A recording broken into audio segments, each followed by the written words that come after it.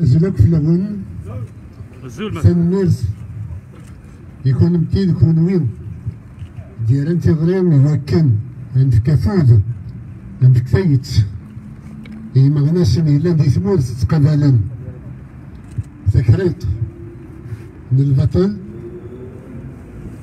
ندابو من هرسان خاص دا سميض ونترقي قياله السميض مقار ويسنتو فولا أفديش يسكسو أين يضرون السناقيم داين ونوالى مدى نسيو ذا الغورس هكا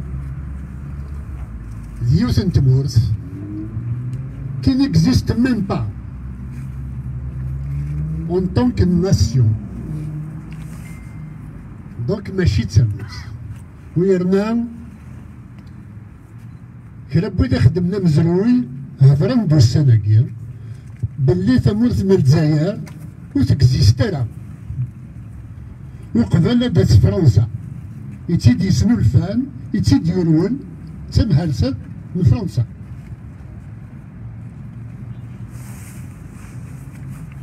والسارة أزرق فتيلين ومن بعد متعدى الكيرة تمهرسان فرنسا تفوك ذا شو سوغ المكان خاطر وين يتخدم كان ذا وين تستخدم فرنسا غير تولا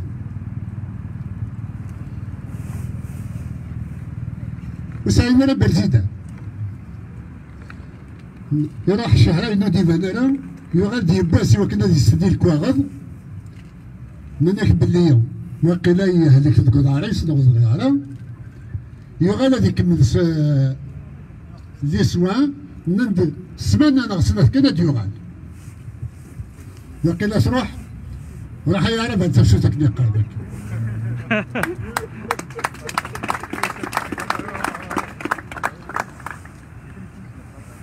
وساينا قروي ذا شو ذا أتاسي زرمان يقلن داخليس استخدمن لا ريبريسيون إوا كنا دينين بلي الحكومة تنتفدد الهند ثقاليا إمي سور البلان انترناسيونال الجزائر تموت elle n'existe plus l'Algérie n'existe plus à l'échelle internationale. Elle n'a aucune crédibilité, elle n'a aucune voix, elle n'a aucun argument à faire prévaloir à l'échelle internationale. Mais elle fait prévaloir la force contre la Kabylie. En quoi l'indépendance de la Kabylie est-elle un problème pour l'Algérie? si ce sont juste les cadres kabyles qui l'intéressent, parce que ce sont eux, la cheville ouvrière de l'administration, de l'économie et de toute l'intelligence qu'il y a en Algérie. Ça, nous pouvons garantir à l'Algérie, une fois que la Kabylie est indépendante, que nous allons leur envoyer des coopérants techniques.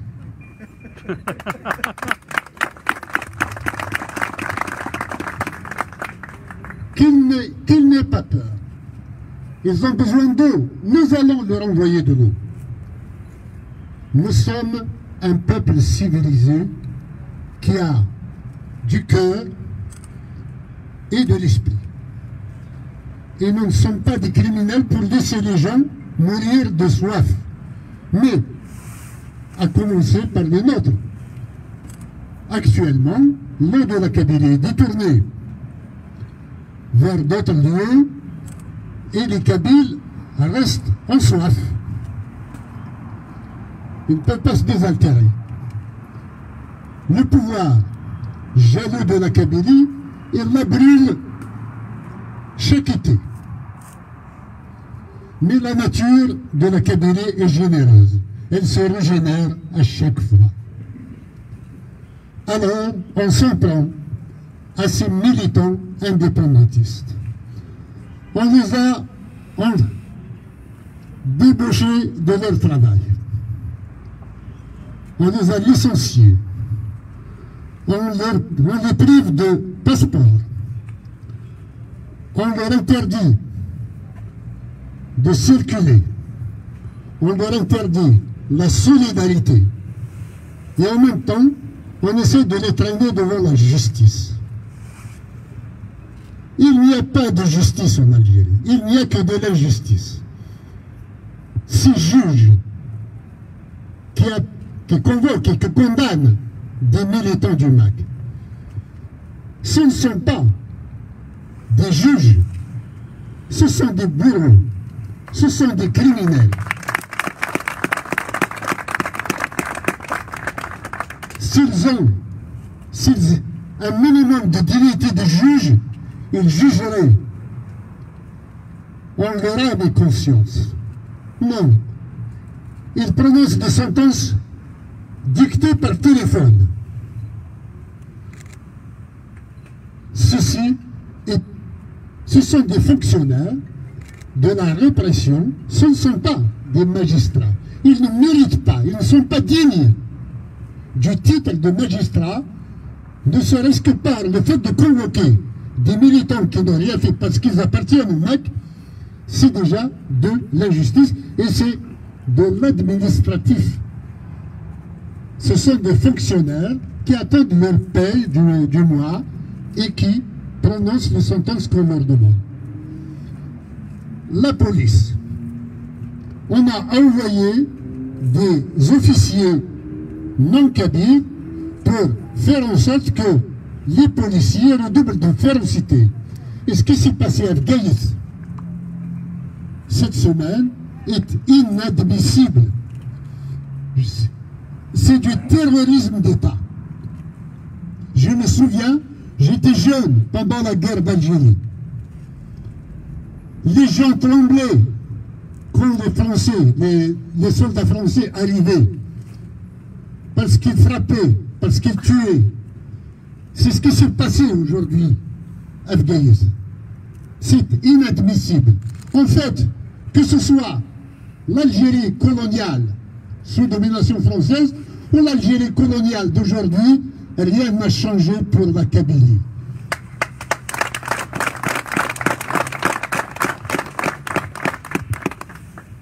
Je dis aux militants qui se font ainsi réprimer, aussi bien par le travail que par le droit à la liberté de circuler, que la liberté de cours, que nous serons toujours à leur côté. Nous sommes une famille soudée, que rien ne peut détacher l'un de l'autre. Nous sommes là pour eux. Nous les aiderons. Quitte à ce que je fasse la manche dans les rues de Paris, je ne laisserai personne sans argent chez eux.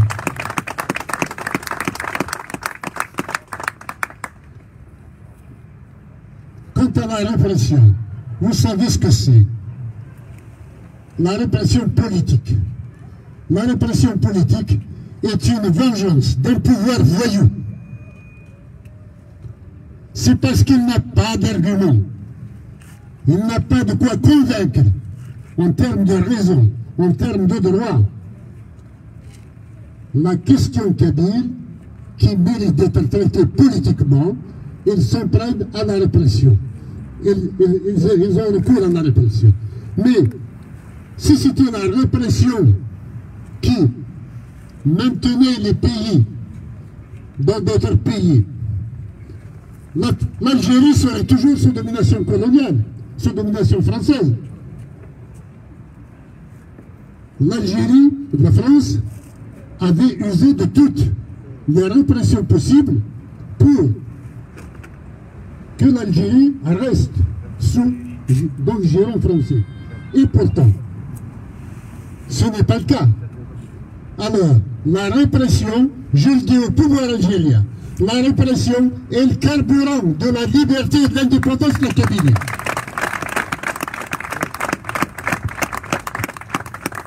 Plus on nous réprime, plus on nous emmène en prison, plus on nous violente, plus on est soudés pour aller vers l'indépendance.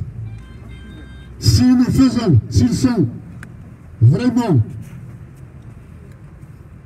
des gens raisonnables, hein, organisons un référendum d'autodétermination et n'en parlons plus.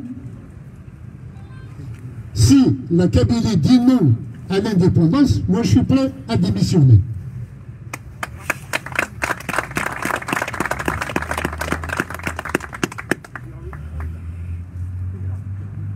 J'appelle les avocats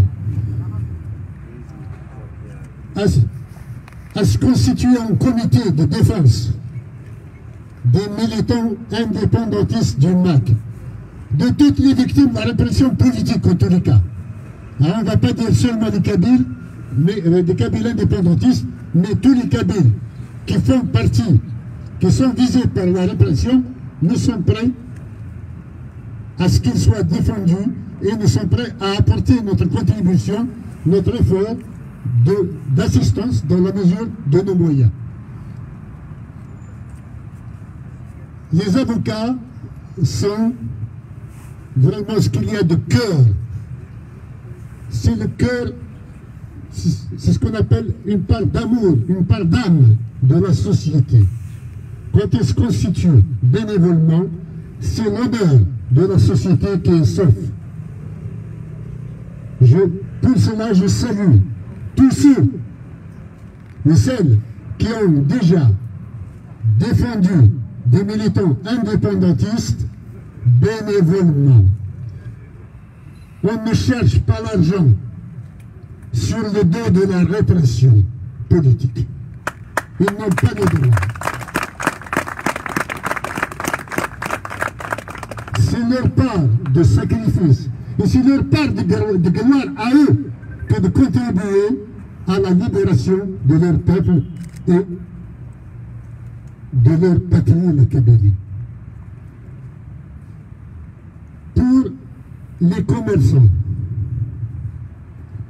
je les appelle, les entrepreneurs, les industriels, j'appelle Brab, je l'interpelle personnellement, parce que c'est un ami. Il ne peut pas construire des usines et autres ailleurs sans que la Kabylie n'en bénéficie. Les militants kabyles ont besoin qu'ils soient défendus financièrement par Brab et par tous les entrepreneurs kabyles.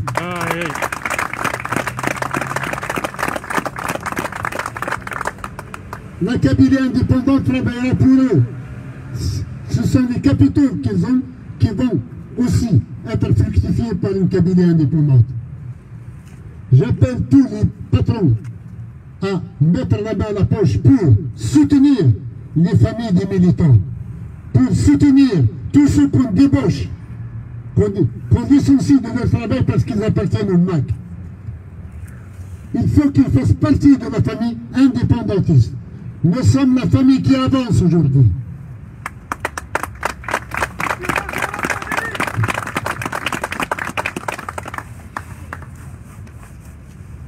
Concernant les prisonniers et ceux qui peuvent l'être ces jours-ci, Jamal Azraïm est l'aîné de la famille. Son père est décédé.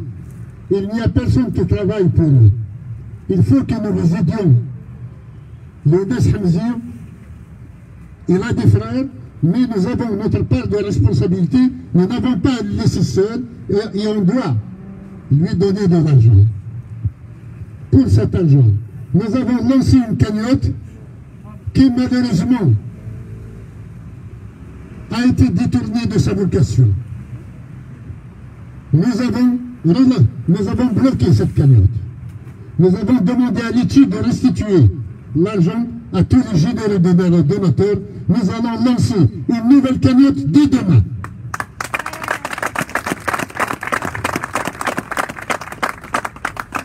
Nous avons besoin de solidarité. Où que vous soyez, en tant que Kabyle, soyez solidaires du mouvement indépendantiste, de vos frères et sœurs qui, sur le terrain, ont besoin de vous. Organisez des rassemblements comme celui-là. Malgré la Covid, malgré le froid, c'est toujours bon. Même si vous êtes deux, sortez dans la rue avec une banderole et dites « Vive la Kabylie indépendante », c'est ça du soutien. Et soutenons les prisonniers et ceux qui sont menacés de prison par le pouvoir colonial.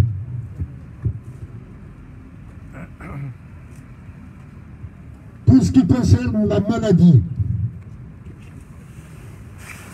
il y a eu un épisode au mois de septembre, octobre, novembre qui a été un ravageur en Kabylie.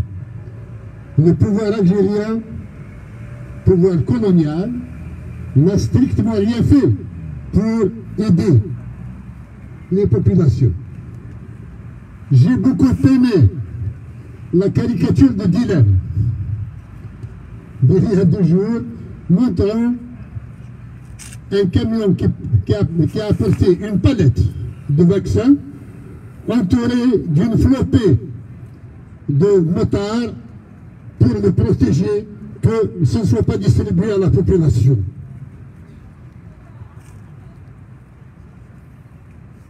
Alors, c'est à nous qu'il appartient. Malheureusement, nous n'avons pas les moyens du vaccin.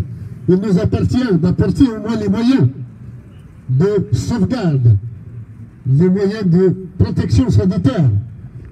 Nous avons décrété à 2 reprises un confinement. Ça a été suivi. On ne peut pas le faire éternellement, mais les gens doivent savoir. J'appelle les Kabyles, toute la Kabylie, à se protéger, à respecter les mesures et les gestes barrières qu'il faut pour ne pas perdre des vies humaines. Le pouvoir ne cherche que cela. Il veut décimer la Kabylie à travers notamment son projet de zéro Kabyle en Algérie. C'est un projet d'ethnocide, un projet de génocide d'un peuple que personne ne dénonce. En fait, j'appelle maintenant les intellectuels et la classe politique kabyle. Il y en a certains d'entre eux qui, quand il s'agit des causes étrangères, sont les premiers à crier au scandale, à les défendre. Mais quand il s'agit de la Kabylie, ils ont honte de s'affirmer en tant que Kabyle. Honte à vous.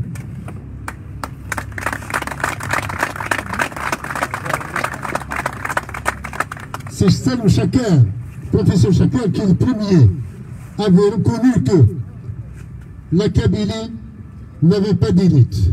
Mais l'Algérie a une élite kabyle.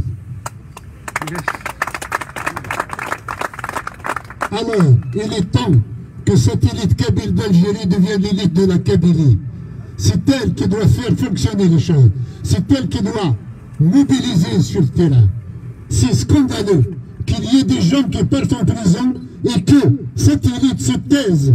Ils n'appellent pas les gens à descendre dans la rue pour ça. Nous sommes un peuple qui doit se battre pour notre liberté, pour sa liberté. Nous le faisons. Il faut que nous soyons beaucoup plus nombreux encore. Et le rassemblement, j'appelle tous les villages de Kabylie à organiser chez eux. Ils n'ont pas besoin de descendre dans les villes. Une fois par semaine au moins, d'organiser un rassemblement en faveur et en soutien aux prisonniers kabyles et aux menacés de prison, parce qu'ils sont indépendantistes. Il faut que les gens bougent, qu'on ne reste pas inactifs. Nous sommes là pour faire avancer tous ensemble, en rang serré, pour l'indépendance de la Kabylie. Il y a le droit à l'autodétermination. Ce droit est sacré et inaliénable. On ne voit pas pourquoi l'Algérie défend les droits des peuples étrangers pour l'autodétermination et le refuse pour la Kabylie. Cette duplicité ne la sauvera pas de toute façon du droit à l'autodétermination de la Kabylie. Ce droit, nous n'y renoncerons jamais. J'en fais le serment pour l'éternité.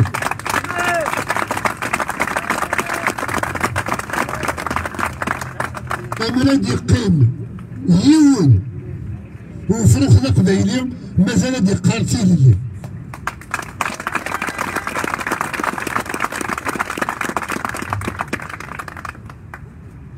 Enfin, pour revenir un peu à l'histoire, j'ai commencé par parler de cela tout à l'heure, avec le rapport Stora, j'ai une contribution que nous allons rendre publique au plus tard mardi prochain. De telle sorte à clarifier les choses concernant cette histoire qui est pleine d'autres histoires, dont celle du peuple kabyle qui, aujourd'hui, revendique à ce que les effets de la colonisation cessent une bonne fois pour toutes par le retrait de la Kabylie et de l'Algérie. Il n'a plus à être algérien, il n'a rien d'algérien. Et puis, comme le pouvoir n'a plus d'argent, il veut se rabattre aujourd'hui sur les richesses minières de la Kabylie. Il y a un projet d'exploitation d'un gisement métallifère à Tel Hamza, concentré sur une superficie de 125 km². Il y a une exploitation d'environ 20 ans à 30 ans de minerais qu'il contient. Il y a de l'or, il y a du plomb, il y a du zinc, il y a des terres rares. Mais l'exploitation à laquelle est sujette aujourd'hui la terre kabyle, c'est celle d'une destruction écologique et donc de la santé publique de la Kabylie. Et puis, qu'est-ce que c'est que cette façon de chercher les richesses de la Kabylie pour les vendre et acheter avec l'argent de la Kabylie des kalachnikovs pour tuer des Kabyles, des grenades lacrymogènes, construire des prisons et payer des policiers, des gendarmes. Nous nous opposerons à ce projet-là. Nous n'accepterons jamais que ce projet soit mis en exploitation. J'appelle la France, j'appelle l'Union européenne, j'appelle l'ONU et la Commission des peuples autochtones de telle sorte à se prononcer contre ce projet et à restituer au peuple kabyle le droit, tous les droits dont il est spolié. Nous n'accepterons pas que ce projet aille à son terme parce qu'il y va de la santé publique générale. Il y va de toute l'écologie locale. Vous savez, on peut faire des expériences au Sahara, où c'est le désert, mais on ne peut pas faire une exploitation d'un gisement pareil dans un territoire où il y a pratiquement 500 habitants au kilomètre carré. c'est l'un des taux de densité du monde, l'un des taux les plus forts de densité au monde. Nous ne pouvons pas être expropriés de notre propre pays, de notre propre terre et de nos propres richesses. Juste un mot pour les Amazirs de Libye. Dernièrement, il y a un accord qui a été signé sur les auspices internationaux, de telle sorte qu'il y ait un gouvernement de 75 personnes entre Sarraj et Haftar. Les Amazirs, personne ne les a conviés à participer à cette réunion. J'appelle l'ONU à prendre ses responsabilités. En tous les cas, j'ai demandé aux Amazirs de ne jamais se désarmer, de garder leurs armes pour ne pas se faire massacrer. Il faut que les Amazirs soient conviés à la table des négociations et disent leurs mots et leur façon de voir et participent aussi à la gestion du pays tant qu'ils veulent rester au niveau de la Libye et non pas indépendants. De toute façon, si ils ne participent pas à cette gestion en tant qu'entité, en tant que parti à part entière, c'est l'indépendance qui se profile à l'horizon dans tous les cas. Aussi, nous sommes venus devant l'Assemblée nationale française. Le rapport Stora nous le rappelle. L'Algérie est la fille de la France coloniale. La France s'est débarrassée du colonialisme. Mais ses enfants sont toujours là. Ces enfants, ce sont ces États. Ce sont tous pratiquement des États voyous.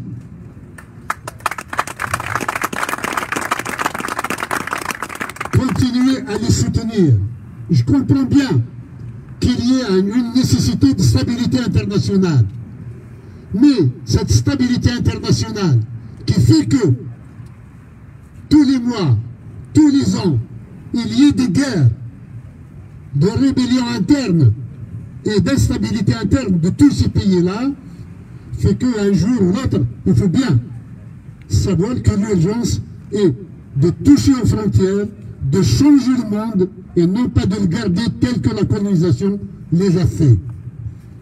Vous voyez, la France a changé, a participé au changement du monde né de Yalta. Yalta, c'est de 44-45. Maintenant, par contre, la colonisation, ça date du siècle dernier, peut-être même avant.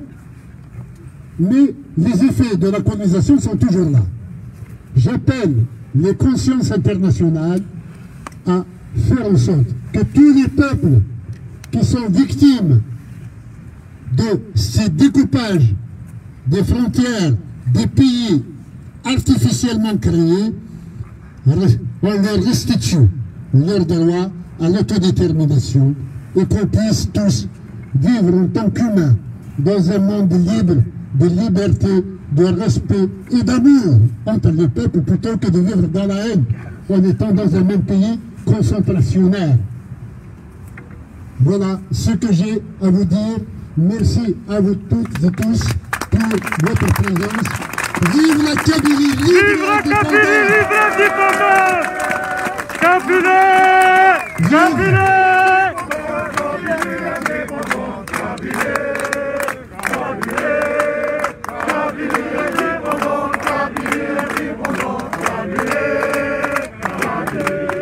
Vive tous les militants du MAC!